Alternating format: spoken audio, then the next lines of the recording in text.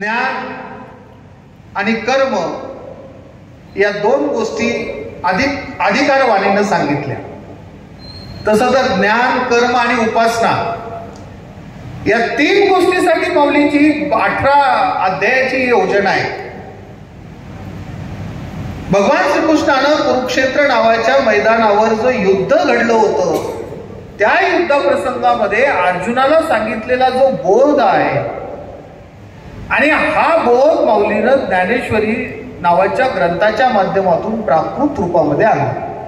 700 श्लोकाचं हे भाषांतर आहे मराठी प्राकृत मध्ये। अगदी जर विचार जर आपण केला तर माऊलीची भाषा वेगळी आहे आणि देवाची भाषा वेगळी आहे।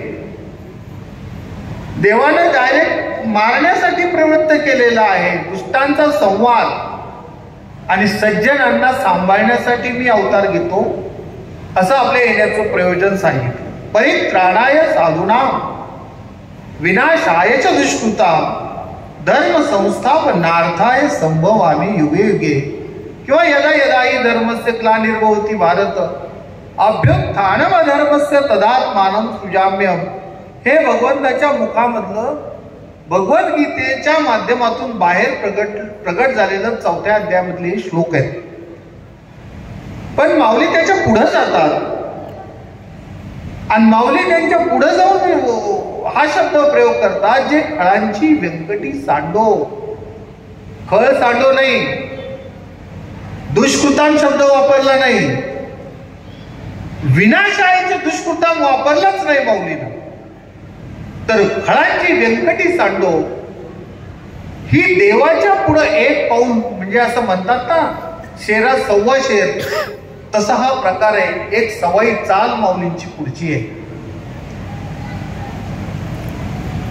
म्हणून आम्हाला ज्ञानेश्वरी बारकाईने वाचावी लागते। ज्ञानेश्वरी कळली पाहिजे, ज्ञानेश्वरी आम्ही समजून घेतली पाहिजे। कोणत्या अध्यायामध्ये काय भाव आहे, कोणत्या अध्यायामध्ये काय भाव आहे। आज प्रवचनासाठी निवडलेल्या ओळीमधून देवाला हेच सांगायचे की मी तुमच्या जवळच आहे बाबा, मी कुठं गेलो नाही। आता माझ्या पूर्वी जे शिंदे सर बोलत होते, मला वाटतं शिंदे सर ना, त्यांनी एक फार चांगला विचार सांगितला आणि जो विचार सांगण्यासाठी सगळे ग्रंथ आहेत। भगवान श्रीकृष्णानं याच्यावरती अनेक भाष्य केलेलं आहे। नैनम छिंदन्ति शस्त्राणि नैनम दहति पावका न चैनम क्लेदयन्त्या पूर्ण शोषयति मारुतः। हे शरीर जळतं, या शरीराला अग्नीनं जाळता येतं, या शरीराला पाण्यानं भिजवता येतं, या शरीराला शस्त्रानं कापता येतं,